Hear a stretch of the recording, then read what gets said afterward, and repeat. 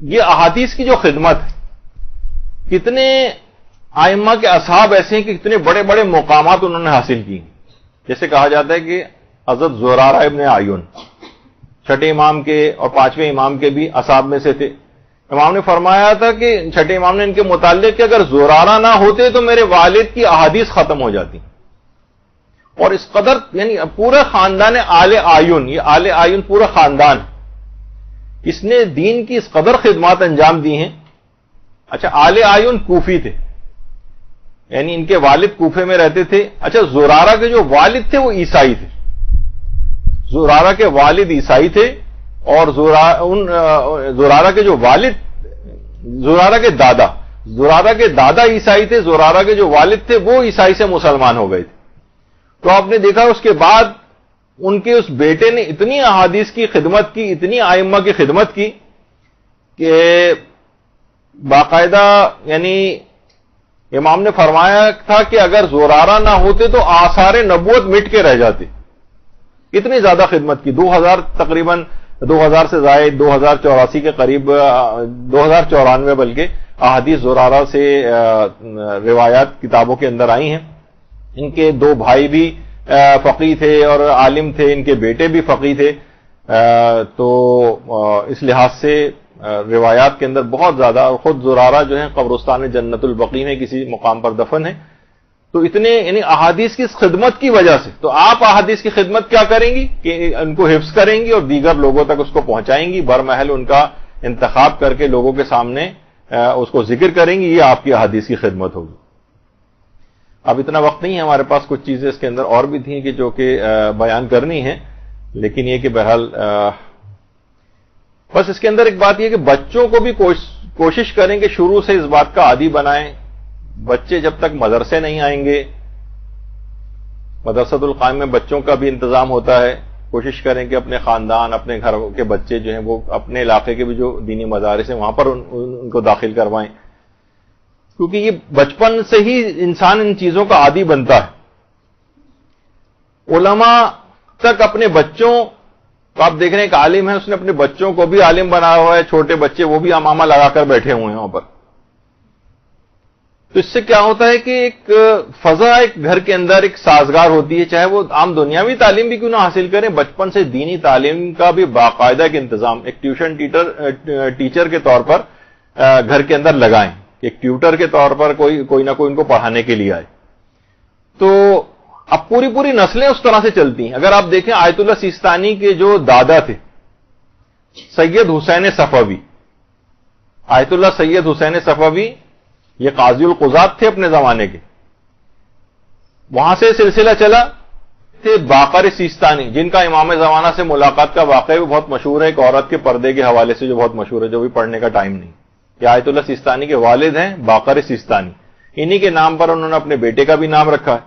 اور آیت اللہ سیستانی کے جو بھائی تھے یہ محمود سیستانی، اب تو انتقال کر گئے، یہ بھی عالم دین اور بہت بڑے مجتہد.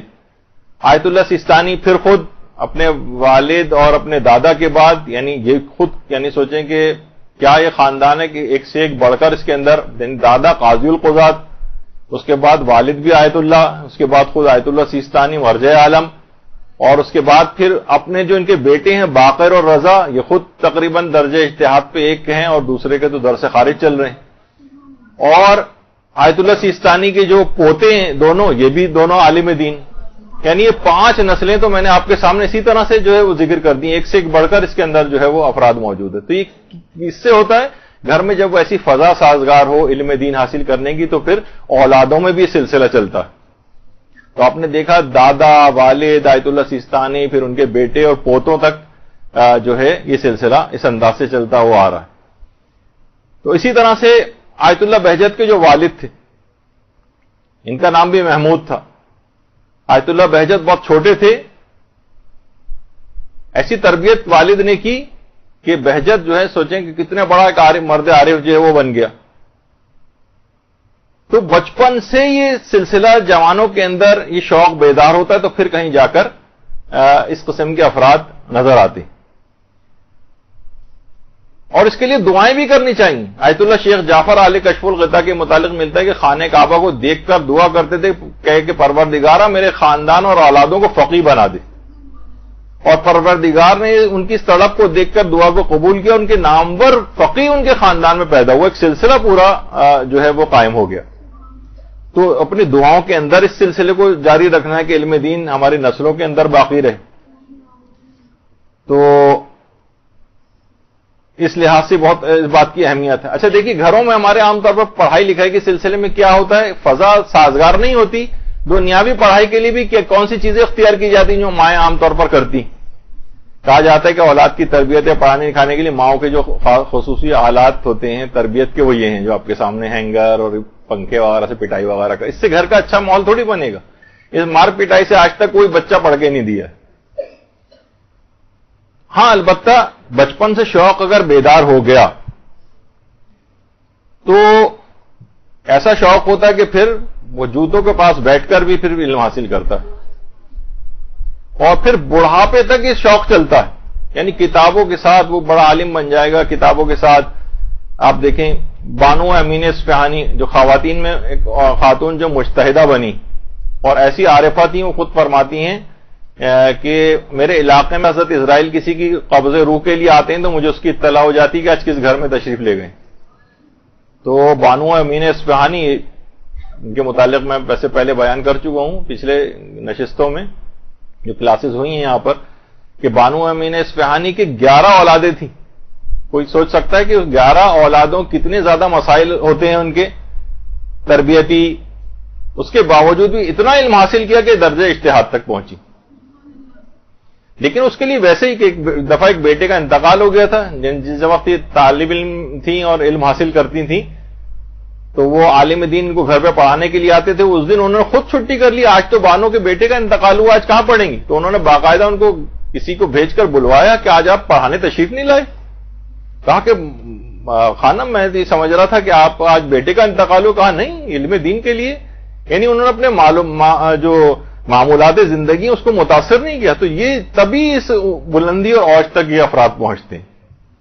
تو بڑھاپے کے اندر بھی شوق اسی انداز سے برقرار رہتا ہے.